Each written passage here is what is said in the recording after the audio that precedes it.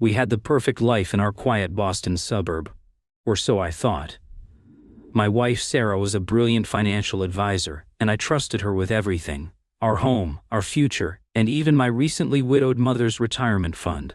But one late night, a single misplaced file on our shared drive revealed a horrifying truth. Her success wasn't built on genius. It was built on a sophisticated web of lies that was about to drag us all down. What do you do when the person you swore to love is the monster in your story? This is how I became a reluctant financial crime investigator to save my family and dismantle her empire. To find out how it all ended, you have to hear the whole story. If you enjoyed this video or found it helpful, go ahead and give it a like. It really helps me out. And if you haven't already, hit that subscribe button so you don't miss any future videos. Thanks a bunch. The lie didn't unravel with a scream. It began with the quiet hum of our home server at 2 in the morning. I'm an architect. I live and breathe structure, order, the elegant logic of a well-designed system. So when I saw a file named Bridgewater Prospectus, Final 7, saved in our personal vacations folder on the shared drive, it was like finding a load-bearing wall made of styrofoam. It just didn't belong. Sarah, my wife of 5 years, was asleep upstairs. She was the financial wizard, the one who moved in the world of high-stakes trading and whispered market predictions. I was the guy who designed the buildings those masters of the universe worked in. We were supposed to be a perfect pairing, my stability and her ambition. I remember thinking it was probably just a mistake, a misplaced file. But my cursor hovered over it, a strange cold feeling washing over me in the blue light of the monitor. My gut, a faculty I'd learned to ignore in favor of Sarah's dazzling certainty, was screaming at me. I opened it. It wasn't a prospectus. It was a ledger. A meticulously detailed spreadsheet tracking wire transfers, account numbers, and investment returns that were frankly impossible. We're talking 40–50% annual yields. Not even the legends pull that off consistently. My eyes scanned the columns, my architect's brain trying to find the pattern, the structure, and then I saw it. A name. Not a client, not a corporation. Just a simple, devastating name: Eleanor Vance. My mother. Beside her name was a transfer amount that made the air leave my lungs: $250,000. It was almost the entire life insurance payout she'd received after my dad died 2 years ago. The money I'd personally helped her invest in a diversified, low-risk portfolio of bonds and index funds. The money Sarah had sworn was as safe as houses. My heart started hammering against my ribs. This had to be a mistake, a typo. I scrolled frantically, looking for an explanation. And that's when I saw the second tab on the spreadsheet, labeled Collateral Agreements. So I clicked it. It was a list of assets pledged against something. A loan? A fund? I didn't understand the jargon, but I understood the first line item. On 124 Chestnut Lane, Brookline, Massachusetts. Our home. The home we'd bought together, the one I'd spent a year renovating myself, pouring my soul into every joint and beam. According to this document, our house, valued at over $1 million, was being leveraged. My hands were shaking. I scrolled down, my blood turning to ice. I saw my own name. A digital signature, perfectly rendered, authorizing the use of our joint investment account as further collateral. A signature I had never, ever made. Sarah had always been the sun in my solar system. We met at a charity gala. I was there because my firm had designed the venue, and she was there, shining. She had this way of talking about finance, not with the dry boredom of an accountant, but with the passion of an artist. She made it sound like a grand, beautiful symphony. She saw the world in numbers, in opportunities, and I saw it in lines and spaces. She told me she could build us a future beyond my wildest dreams, and I, a man who plans everything, let myself be swept away by her confidence. I let her handle our finances completely. "You build the house, Alex," she'd say, kissing my cheek, "and I'll build the fortress around it." It was our joke. But staring at that forged signature, I realized the fortress was a cage, and I'd just found the key. I went upstairs. The house was silent except for the faint sound of her breathing. She looked so peaceful, so innocent, curled up under the duvet. The woman who cried during sad movies. The woman who made me pancakes every Sunday morning. How could she be the same person who would forge my name and gamble with my widowed mother's future? For a split second, my mind tried to protect me. It tried to build a wall of denial. Maybe you're misreading it. You're not a finance guy. You're just an architect. You don't understand this world." It was an echo of Sarah's own voice, the gentle, condescending way she'd dismiss my questions whenever I tried to understand our finances. "It's complicated, honey. Don't worry your handsome head about it." It was a phrase I used to find endearing. Now it felt like a gag. I walked back downstairs, my movements stiff, robotic. I saved a copy of the ledger onto a secure flash drive, the one I kept my most important architectural blueprints on. Then I went back to the server and navigated to her private work folders, the ones she kept password protected. Her password, ironically, was Alex and Sarah for Eva. I felt a bitter laugh catch in my throat. Inside, it was a maze of deceit. Emails to clients promising impossible returns, falsified performance reports, and a folder named the Family Fund, which contained documents pertaining not just to my mother, but to her own parents, aunts, and uncles. She was running a private, unlicensed fund, using money from family and close friends, propping up the fake returns by paying out profits to early investors with the money from new ones. It was a classic Ponzi scheme. Small scale, but just as devastating. And my mother, with her fresh insurance payout, was the biggest new investor, the cornerstone of the whole crumbling facade. The next morning she came downstairs smiling, wrapped in her silk robe, her hair a messy halo. "Morning, babe," she said, pecking me on the cheek as she reached for the coffee machine. "Did you sleep okay? You look tired." I just stared at her. The ease of her deception was breathtaking. It was like she was two different people, the loving wife and the cold, calculating criminal. I had the flash drive in my pocket. My thumb was rubbing over its smooth plastic shell. I wanted to scream. I wanted to throw the laptop across the room and demand she explain how she could do this to my mom, to us. But some instinct for self-preservation took over. I knew, with a chilling certainty, that if I confronted her now, she would just lie. She'd gaslight me. She would twist the narrative until I was the bad guy for snooping, for not trusting her, for being paranoid. And a part of me, the part that had been conditioned to believe in her for years, might just fall for it. So I played along. Yeah, just a rough night," I said, forcing a smile. Couldn't shut my brain off, thinking about the new library project. She bought it completely. "You work too hard," she said, handing me a mug. "Maybe we should take that trip to Italy soon. We can afford it now, you know. The fund is doing incredibly well." The casual, predatory way she said it. The fund sent a shiver down my spine. She left for work, and the moment her car pulled out of the driveway, I felt like a prisoner who'd just been given a 60-second head start. I didn't pack a bag. I just grabbed the flash drive, my laptop, my wallet, and my car keys. I walked through the house, our house, and it felt like a museum of a life that was no longer mine. The photos on the mantle, the books on the shelves, the throw blanket she loved on the couch.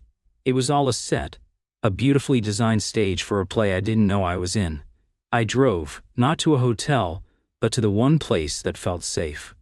My mother's small, quiet house in a suburb west of Boston. When she opened the door, her face was a mixture of surprise and concern. "Alex, what a nice surprise. Is everything okay?" I couldn't hold it together anymore. The dam broke. I sat her down at her small kitchen table, the same one I did my homework at as a kid, and I told her everything. I showed her the ledger on my laptop. I watched her face crumble as the reality of what Sarah had done washed over her. The trust she'd placed in her daughter-in-law, the hope she had for her own secure future. It all evaporated in that little kitchen. She didn't cry, not at first. My mom is tough. She just sat there, her hands clasped together, her knuckles white. "That money," she whispered, her voice trembling. "It was for you and your sister. It was all your father left." That was the moment the grief turned into something else. Something cold and hard and sharp. A quiet, focused rage. Sarah hadn't just stolen money. She had stolen my father's legacy. She had preyed on my mother's grief and trust. That night I couldn't sleep. I lay on the couch in my mom's living room, staring at the ceiling, the pieces of the puzzle clicking into place. Sarah's insistence on a postnup to protect her assets, her increasingly expensive tastes, the way she'd get defensive and angry if I questioned any large purchase. It was all cognitive dissonance I had just pushed aside. I had chosen to believe the beautiful lie because the truth was too ugly to comprehend. Her phone calls started around 7 p.m., first casual, then worried, then frantic. "Hey, where are you?" "Getting worried. Alex, your mom just said you were with her." What's going on? Why did you leave? I ignored every single one. I put my phone on silent. I wasn't ready to talk to her. I wasn't sure I ever would be. Instead, I opened my laptop and started a new file, a new design, but it wasn't a building. It was a deconstruction. I started mapping out everything I knew: timelines, account numbers, the names on the ledger. I created a flowchart of the money from my mom's account into the fund, and from the fund into Sarah's personal accounts, disguised as management fees. And my architectural software was perfect for it. I was creating a blueprint of her crime. I realized that confronting her would be a waste of time. Arguing with a narcissist is like trying to nail Jell-O to a wall. You just get messy and they remain unchanged. No, this required a different approach. It required a plan. It required structure. It required an architect. My phone buzzed one last time before I shut it off for the night. It was a text from Sarah.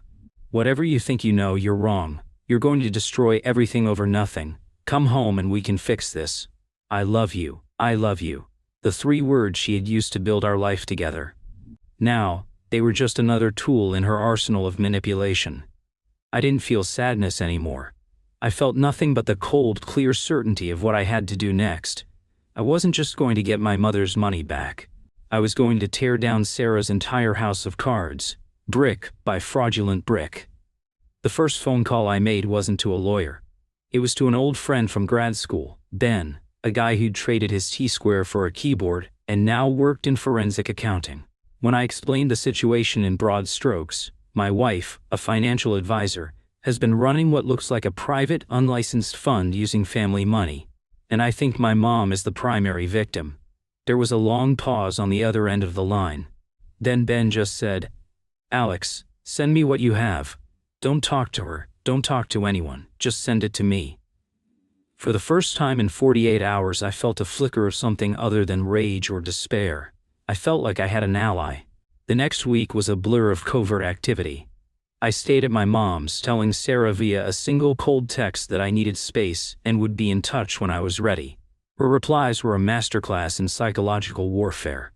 They swung wildly from desperate pleas, "I can't eat or sleep, Alex. Please, I'm nothing without you," to angry accusations, "You were being manipulated by your mother. She never liked me. You're throwing our life away because you're too naive to understand business." It was pure, unfiltered narcissism. There was never an ounce of remorse for what she'd done, only anger that she'd been caught. Each message was another brick in the wall I was building between my old life and my new reality. I was forming a boundary for the first time, and it felt as solid as reinforced concrete. Ben confirmed my worst fears, and then some. "This is bad, Alex," he said over a secure call a few days later. "It's a classic affinity fraud scheme. She's using family ties to create a high-trust environment, then exploiting it. The documents are forged, the performance reports are fiction. She's in deep. The scary part is this: Bridgewater entity. It's a shell corporation registered in Delaware. Clean on the surface, but it's the engine for the whole scam." He then gave me the most important advice I would receive. "And don't just go to the local cops. They're not equipped for this. This is federal. SEC, maybe even the FBI, if wire fraud is involved, which it definitely is. But you need an airtight case before you walk in there. You need to give them a gift-wrapped conviction." And so my secret project began. During the day, I was the dutiful son, helping my mom with errands, trying to keep her spirits up. But at night, my mom's quiet suburban house became my war room. I used my architectural skills to storyboard the entire crime. I created visual timelines, flowcharts mapping the money laundering, and organizational charts of the investors, my own family, her family. I cross-referenced bank statements with the fake reports she'd sent them. I was no longer just a victim. I was an investigator. And the more I dug, the more I realized this wasn't just Sarah's scheme. The shell corporation, the sophisticated legal jargon, and the fake documents. It was too polished for her alone. The answer was in the family fund folder. It was a stray email, a single thread between Sarah and her father, Michael. Michael was a titan of industry, a ruthless, old-school corporate raider who'd always intimidated the hell out of me. He treated me with a kind of benevolent disdain, like I was a nice but ultimately harmless pet his daughter had brought home. In the email, Sarah was panicking about a shortfall in one of the accounts. Michael's reply was cold and direct. Calm down. New money covers old promises. That's the first rule. Did you secure the Vance capital yet? That will plug the hole. Get it done. There it was. The plot twist I should have seen coming. Sarah wasn't just a predator, she was an apprentice. Michael wasn't just an enabler, he was the architect of the entire fraud. He taught his daughter that the only thing that mattered was winning, and sentiment, legality, and family were just obstacles to be managed. This was his horrifying family tradition. This wasn't just about a greedy woman. It was about a legacy of corruption. The knowledge made me sick, but it also sharpened my resolve. I wasn't just taking on Sarah anymore, I was taking on her whole damn dynasty. Ben helped me package everything. The spreadsheets, the forged signatures, the incriminating emails, my detailed flowcharts. It was the prosecutor's dream. He gave me the name of a contact, a senior enforcement attorney at the SEC's Boston regional office. I made the call. The meeting was surreal. I sat in a sterile government conference room, a place utterly devoid of the warmth and character I tried to build into my designs, and I laid out the blueprint of my family's ruin.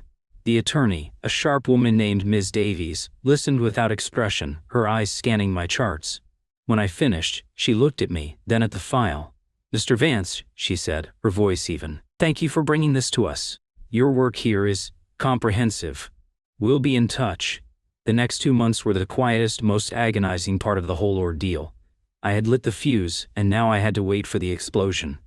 I filed for divorce. Sarah's reaction was explosive. She left me a dozen voicemails, one of them a screaming tirade that I saved. "You think you can just destroy me?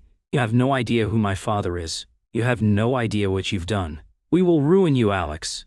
You will be begging for scraps on the street." It was a confession, in its own way. A confirmation that I had aimed at the right target. I forwarded the audio file to Ms. Davies with a simple note. Thought this might be relevant. The end came on a Tuesday morning. I was at my drafting table in the small home office I'd set up at my mom's, trying to work on a freelance project, when my phone buzzed with a news alert from a Boston station. Prominent financier Michael Adler and daughter arrested in multi-million-dollar fraud scheme. I clicked the link. There was a picture of Sarah, her face pale and shocked, being led out of our home in handcuffs. There was another of her father, his face a mask of cold fury, being escorted from his gleaming downtown office. The story mentioned an anonymous whistleblower, a family member, whose detailed evidence was crucial to the investigation. My mother came into the room, holding her own phone, tears streaming down her face. But these weren't tears of sadness, they were tears of relief. "You did it," she whispered, wrapping her arms around me. "You brought him back to us, Alex. You honored your father."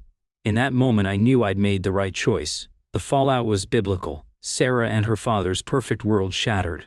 Their assets were frozen, their reputations obliterated. Friends and colleagues who once worshipped at their altar of wealth now pretended they never knew them.